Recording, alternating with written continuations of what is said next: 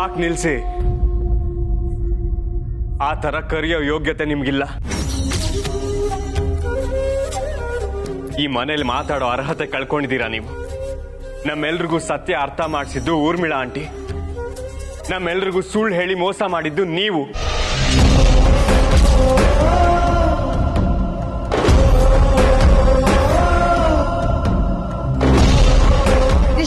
ಅಜ್ಜಿ ಸಾಕು ಸಾಕು. ಇವ್ರ ಪರ ವಹಿಸ್ಕೊಂಡು ಯಾರು ಮಾತಾಡೋ ಅವಶ್ಯಕತೆ ಇಲ್ಲ.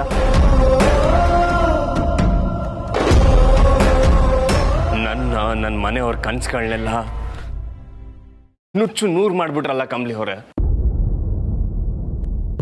ನೀವು ಮಾಡಿದ ನಂಬಿಕೆ ದ್ರೋಹನ ಮೋಸನ ನಾನು ಯಾವತ್ತೂ ಕ್ಷಮಿಸಲ್ಲ.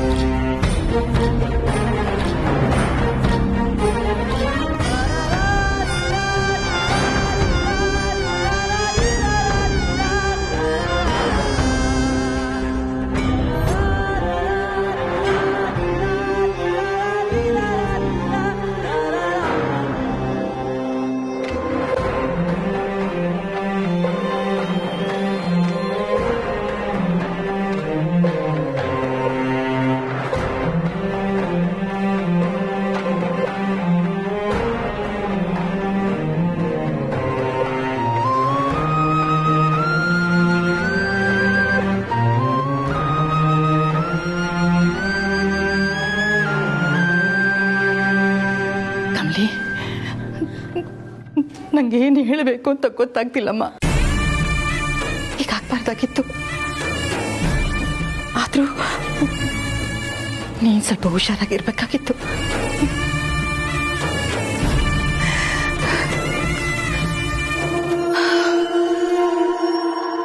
ನನಗೂ ಮಾತೇ ಬರ್ತಿಲ್ಲ ಕಮಲಿ. ನಿಂಗೆ ಎಷ್ಟು ನೋವಾಗಿದೆ ಅನ್ನೋದು ನನಗೂ ಅರ್ಥ ಆಗ್ತಿದೆ. ಈ ಸ್ಥಿತಿಯಲ್ಲಿ ನಿನ್ನನ್ನು ನೋಡೋಕ್ಕಾಗ್ತಿಲ್ಲ. ಏಕೆ? ನಾನು ಖುಷಿಯಾಗಿರೋದು ಆ ದೇವರಿಗೂ ಇಷ್ಟ ಇಲ್ಲ ಅನ್ಸುತ್ತೆ. ಅದಕ್ಕೆ ನನಗೆ ಇಷ್ಟೊಂದು ಕಷ್ಟ ಕೊಟ್ಟಿದ್ದಾನೆ.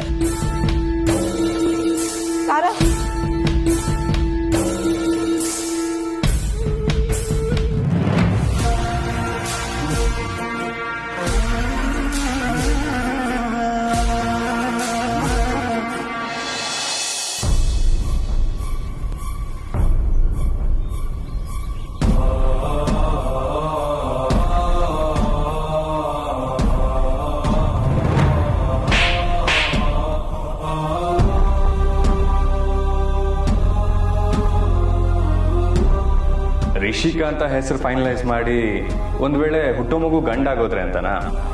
ನನ್ನ ಹತ್ರ ಅದಕ್ಕೊಂದು ಐಡಿಯಾ ಇದೆ.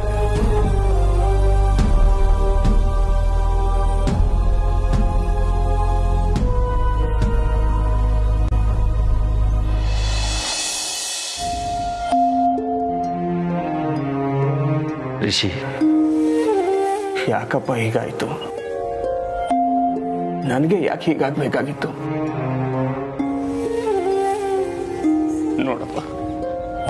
ನೋಡಪ್ಪ, ನನ್ನ ಮಗುಗೆ ಹೆಸರಿಡೋಣ ಅಂತ ಹುಡುಕಿಟ್ಟಿದ್ದ ಹೆಸರಿದು. ರಾತ್ರಿ ಎಲ್ಲ ಒಂದೇ ಒಂದು ಕ್ಷಣನೂ ನಿದ್ದೆ ಮಾಡಿದೆ ಮಗು ಮಗು ಅಂತ ಎಷ್ಟೆಲ್ಲ ಕನಸುಗಳನ್ನ ಕಟ್ಕೊಂಡಿದ್ದೆ. ಆದ್ರೆ ಆ ಕನಸುಗಳೆಲ್ಲ ಕನಸುಗಳಾಗೆ ಉಳಿದ್ಬಿಡ್ತು. ರಿಷಿ, ಸಮಾಧಾನ ಮಾಡ್ಕೊಡು. ಜೀವನದಲ್ಲಿ ಒಂದೊಂದ್ಸರಿ ಹೀಗಾಗುತ್ತೆ ಕಣೋ. ನಾವೇನೇನೋ ಆಸೆ ಇಟ್ಕೊಂಡಿರ್ತೀವಿ, ಆದರೆ ನಮ್ಮ ಕೈ ಮೀರಿ ಏನೇನೋ ನಡೆದು ಹೋಗುತ್ತೆ. ಇದು ಕೈ ಮೀರಿ ನಡೆದಿದ್ದಲ್ಲಪ್ಪ, ನಿಮ್ ಸೊಸೆ ಕೈಯಾರೆ ಮಾಡಿದ್ದು.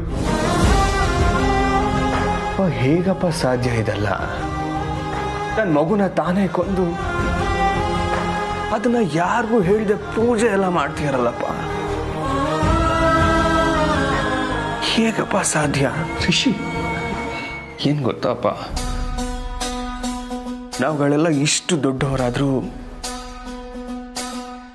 ಅಮ್ಮ ತನ್ನ ಮಗ ತನ್ನ ಮಗಳು ಅಂತ ಯಾಕೆ ಇಷ್ಟೊಂದು ಪ್ರೀತಿಸ್ತಾರೆ ಅನ್ಸೋದು. ಆದರೆ ಒಬ್ಬ ತಾಯಿಗೆ ತನ್ನ ಮಕ್ಕಳು ಎಷ್ಟೇ ದೊಡ್ಡವರಾದರೂ ತಾಯಿ ದೃಷ್ಟಿಲಿ ಅವರಿನ್ನೂ ಪುಟ್ಟ ಮಕ್ಕಳಪ್ಪ.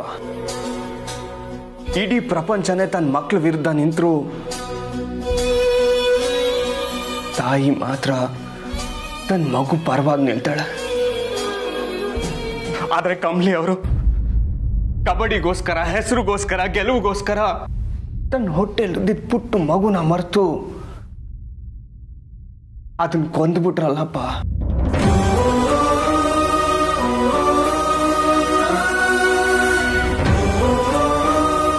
ರಿಷಿ,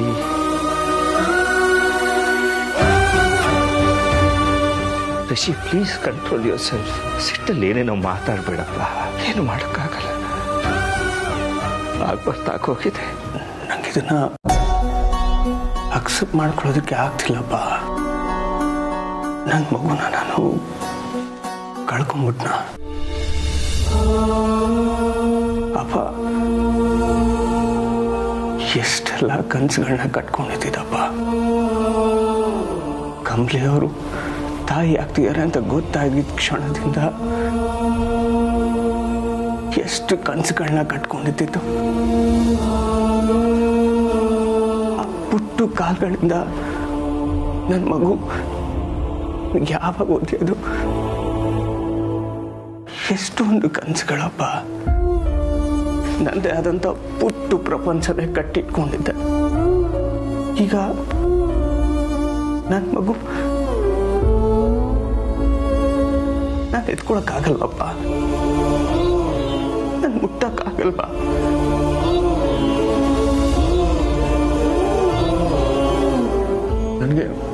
ನನಗೆ ನನ್ನ ಮಗು ಬೇಕಪ್ಪ. ನನಗೆ ನನ್ನ ಮಗು ಬೇಕು. ರಿಷಿ, ಸಮಾಧಾನ ಮಾಡ್ಕೊಂಬಕ್ಕೆ. ಈ ಟೈಮಲ್ಲಿ ನೀನು ಹೀಗೆ ಬ್ರೇಕ್ ಡೌನ್ ಆಗ್ಬಾರ್ದು ಕಣೋ. ಪ್ಲೀಸ್ ಪ್ಲೀಸ್ ಸಮಾಧಾನ ಮಾಡ್ಕೊ. ನೀನಿಗೆ ಗಟ್ಟಿಯಾಗಿರ್ಬೇಕು, ಗಟ್ಟಿಯಾಗಬೇಕು. ಹೇಗಪ್ಪ ಗಟ್ಟಿಯಾಗಿರಲಿ? ನನ್ನ ಲೈಫಲ್ಲಿ ಎಷ್ಟೇ ಕಷ್ಟಗಳು ಬಂದರು ನಾನು ಯಾವತ್ತೂ ಬ್ರೇಕ್ ಡೌನ್ ಆಗಿರಲಿಲ್ಲ. ನಾನು ಅಪ್ಪ ಆಗ್ತೀನಿ ಅಂತ ಗೊತ್ತಾಗಿದ್ದ ಆ ಕ್ಷಣ ಟಾಪ್ ಆಫ್ ದಿ ವರ್ಲ್ಡ್ ಅನ್ನೋ ಥರ ಇತ್ತಪ್ಪ. ಆದರೆ ಆ ಫೀಲಿಂಗ್ ಇಷ್ಟು ಬೇಗ ಕಳೆದೋಗುತ್ತೆ ಅಂತ ಅನ್ಕೊಂಡೇ ಇರಲಿಲ್ಲಪ್ಪ. ಎಲ್ಲದಕ್ಕಿಂತ ದೊಡ್ಡ ನೋವು ಏನು ಗೊತ್ತಪ್ಪ? ನಾನು ನಂಬಿದ್ದದ್ದು ಕಮಲಿ ಅವರು ನಂಗೆ ನಂಬಿದವರೇ ಮೋಸ ಮಾಡಿದ್ರಲ್ಲಪ್ಪ. ನಾನು ಇದನ್ನ ಎಕ್ಸ್ಪೆಕ್ಟೇ ಮಾಡಿರಲಿಲ್ಲ. ನಾನು ಪ್ರೀತಿಸಿರೋ ಕಮಲಿ ಅವರೇ ನನ್ಗೆ ಇದು ಮಾಡ್ತಾರೆ ಅಂತ ನಾನು ನಿಜ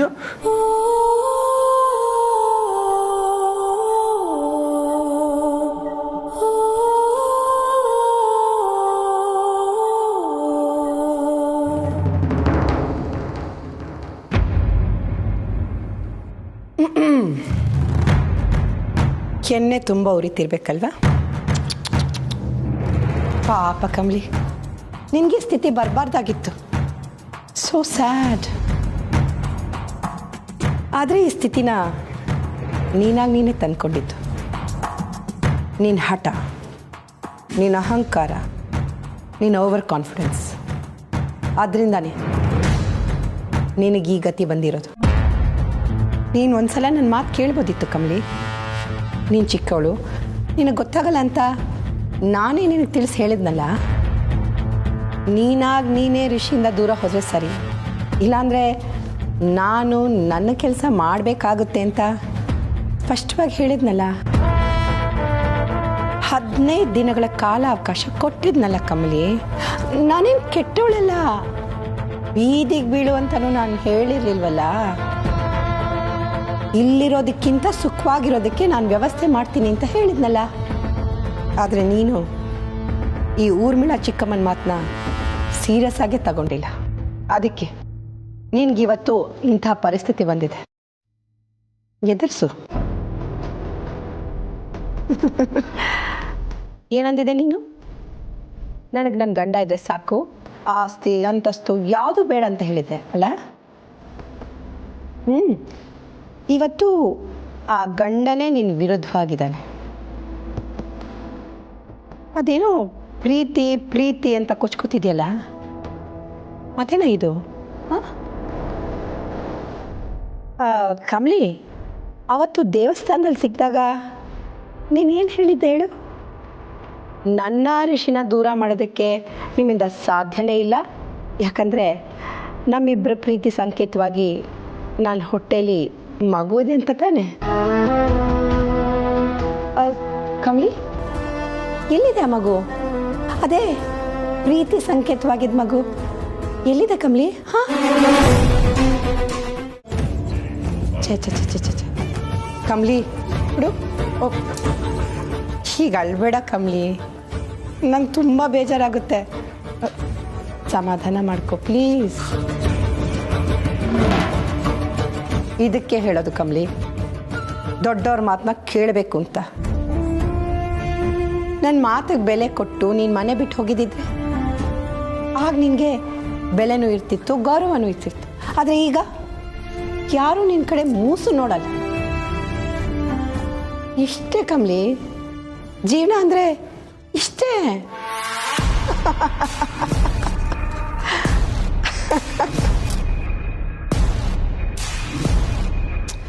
ಈ ಥರ ತಪ್ಪಿತಸ್ಥೆ ಅಂತ ಪಟ್ಟ ಕಟ್ಕೊಳ್ಳೋ ಬದಲು ನೀನು ಒಳ್ಳೆಯವಳಾಗೇ ಇರ್ಬೋದಿತ್ತು ಅಲ್ವಾ?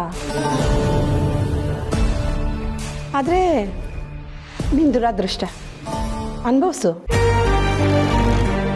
ಲುಕ್, ನಿನಗೆ ನಾನು ಕೊಟ್ಟ ಟೈಮಲ್ಲಿ ಇನ್ನೂ 1 ವಾರ ಬಾಕಿ ಇದೆ. ಈಗಾಗಲೇ ನನ್ನ ಅರ್ಧ ಕೆಲಸ ಮುಗ್ದಿದೆ. ಎಲ್ಲರ ಮನಸ್ಸಿಂದನೂ ನೀನು ದೂರ ಹೋಗೋದು. ಇನ್ನೂ ಅರ್ಧ ಕೆಲಸ ಮಾತ್ರ ಬಾಕಿ ಇರೋದು. ಅದೇನು ಗೊತ್ತಾ? ನಿನ್ನ ಮನೆಯಿಂದ ಆಚೆ ಹಾಕಿಸೋದು. ಹಾಕಿಸ್ತೀನಿ, ಹಾಕಿಸ್ತೀನಿ. ಇಷ್ಟೆಲ್ಲ ಆದಮೇಲೂ ನಿನ್ನ ಹತ್ರ ಯಾವುದಾದ್ರೂ ಮೂವ್ ಇದ್ದರೆ ಗೇಮ್ನ ಮುಂದುವರ್ಸು.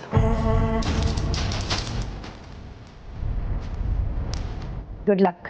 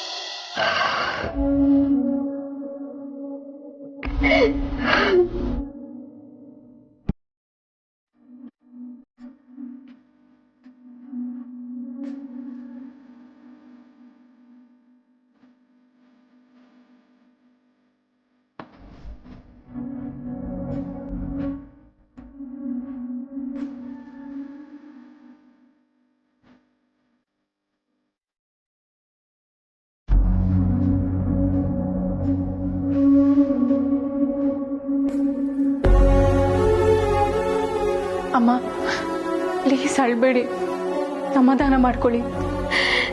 ಹೇಗೆ ಸಮಾಧಾನ ಮಾಡ್ಕೊಡ್ಲಿ ರಚನಾ? ಹೇಗೆ ಸಮಾಧಾನ ಮಾಡ್ಕೊಳ್ಳಿ?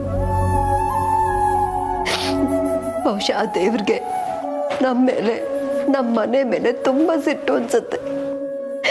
ಅದಕ್ಕೆ ನಮ್ಗೆ ಈ ಥರ ಕಷ್ಟ ಕೊಡ್ತಿದ್ದಾನೆ. ಇನ್ಮೇಲೆಲ್ಲ ಕಷ್ಟಗಳು ಮುಗೀತು, ಸಂತೋಷವಾಗಿರ್ಬೋದು ಅಂತ ಏನೇನೆಲ್ಲ ಕನ್ಸು ಕಟ್ಕೊಂಡಿದ್ದೆ.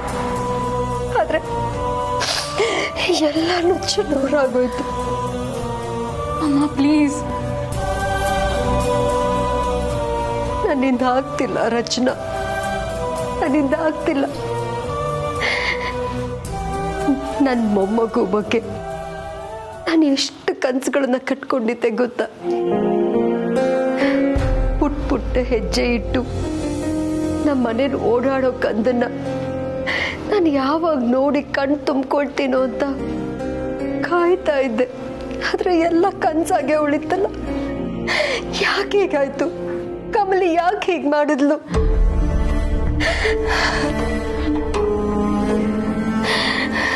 ಅಮ್ಮ, ನೀವೇ ಹೀಗೆ ಧೈರ್ಯ ಕಳ್ಕೊಂಡ್ರೆ ಹೇಗೆ? ಅಣ್ಣ ಸಮಾಧಾನ ಮಾಡೋರು ಯಾರು? ಅವನು ತುಂಬಾ ಅಪ್ಸೆಟ್ ಆಗಿದ್ದಾನಮ್ಮ. ಆಗ್ತಿಲ್ಲ ರಚನಾ. ಅವನ ಮಗು ಬಗ್ಗೆ ಎಷ್ಟೊಂದು ಆಸೆ ಇಟ್ಕೊಂಡಿದ್ದ ಗೊತ್ತಾ?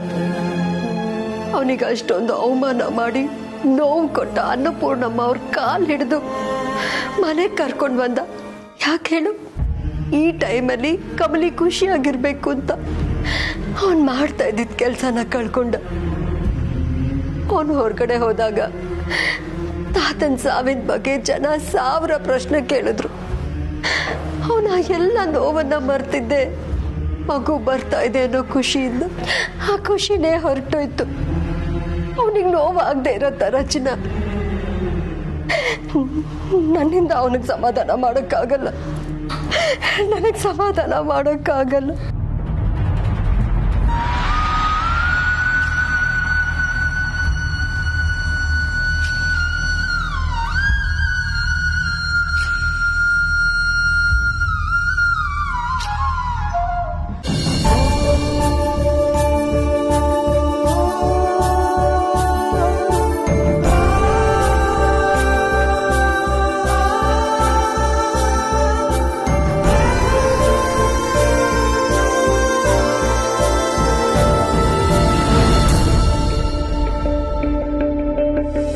ಸರ್,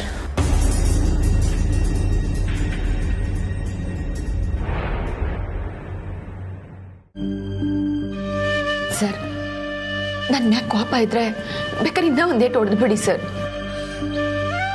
ಆದ್ರೆ ಈಗ ನನ್ನ ಮುಖ ನೋಡ್ದೆ ನೀವು ಮುಖ ತಿರುಗಿಸ್ಕೊಂಡು ಮಾತಾಡದೆ ಇರಬೇಡಿ ಸರ್. Please sir.